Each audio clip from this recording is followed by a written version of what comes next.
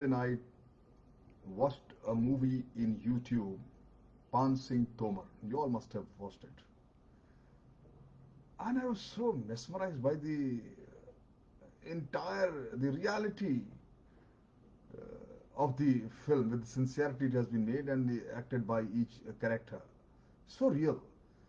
And like after the excitement, gaiety, and tragedy of any fine movie, uh, have you ever felt that the experience was more real than the actual event of your own existence? If acting is so much so real than routine living and so much more exciting, why shouldn't all of us cultivate the art of art on a larger scale and bring it to the personal life? I feel we should be, we should because we should because uh, they have significance for us in our daily living.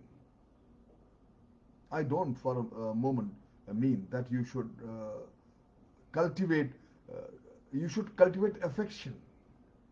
There has to be absolute sincerity in when you express love and affection. Besides that, I mean to learn how to control and direct your our emotions. My friend, I feel that real acting is a matter of making outwardly the apparent the things you feel true within. It's a matter of uh, projecting yourself imaginatively into a situation and then letting action and speech luminously interpret what you feel. Usually, we go from one situation to another with no change of pace or manner. My friend, this practice means that we enter every situation with all our forces marshaled, not unused or scattered over a lot of lingering memory worries.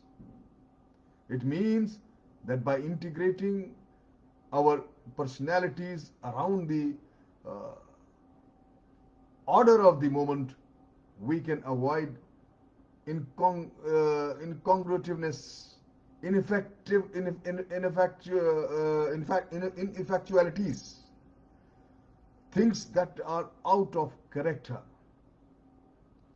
as when a man putting up an aggressive argument uses uh, whining or a pleading voice.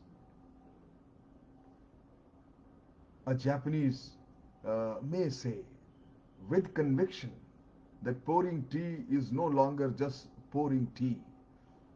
It becomes the spirit of a hospitality, a spirit of the sociability, the symbol of hospitality. And if you can translate this uh, sense of symbol into life, the rewards will be immense. My friend, good acting is always dispassionate. It calls for poise, balance, and control,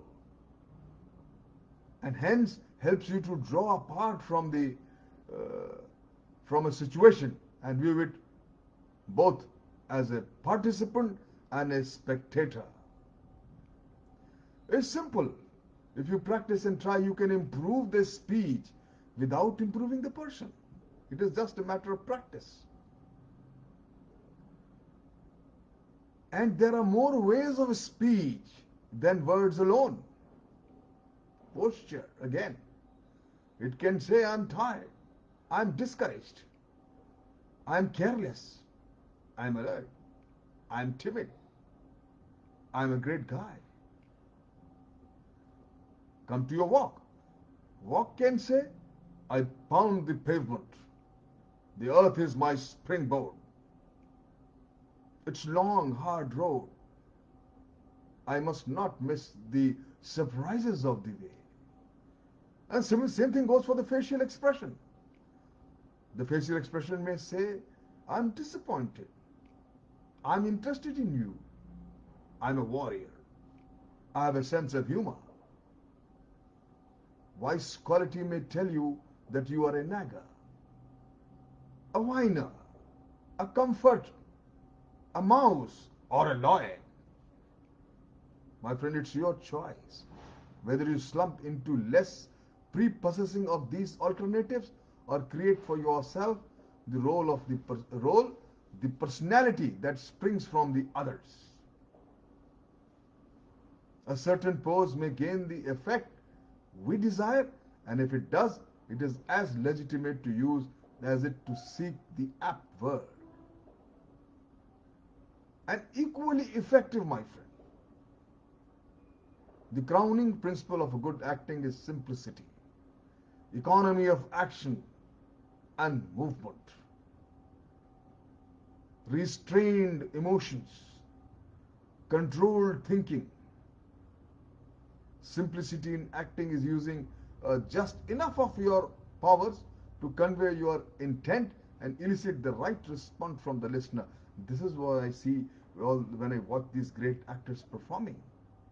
It was tremendous to watch Irfan Khan in Pan Singh Thaur. So realistic. Amazing. My friend, simplicity is not to be confused with easiness. Simplicity is a certain fine clarity, I would say, even austerity. The person of great learning simply he speaks simply. A person of great wealth dresses simply. A person of fine eloquence talks simply. An actor of rich technique is simple in his acting, very natural. But this great quality is hard earned and represents the deepest honesty. I cannot be put on. It just cannot be put on. It just cannot be pretense. It is the expression, the making actual of the truest within us. My friend, every day we play the series of roles that life demands on us. We can simply employ these principles of acting. The wise father needs a correct sense of his various roles in daily affairs. When, as an executive, he has a problem to solve, he must have the actor's dispassion and detachment. At the business luncheons with clients, awareness of the scene and his partners in it are of the first importance. At the moment he is back home, in the evening, he must understand that the role calls for good humor and simplicity and perceptions for the alternativeness that marks him as the wise father. Whether we like it or not, my friend, all of us must act. We must express outwardly that we feel what we feel within. The question is whether we do it poorly or well. Whether we are content or be puppets operated by the strings of habits, or whether we shall consciously and skillfully portray our full role in each new scene or relationship. We got to the best in every scene of life we are in. The thing to aim for is a cultivated technique of self-expressiveness by means of which your feelings, your reactions, your thoughts, and your wishes can be honestly and effectively conveyed. My neighbors, two youngsters, have a clubhouse in their yard. On the wall, in childish letter, a list of club rules is posted. I must read it for you. Number one reads, nobody acts big. Nobody acts small. Everybody acts medium. So be it. Lots of lesson for us to emulate and take it. Food for thought for today. Thank you very much.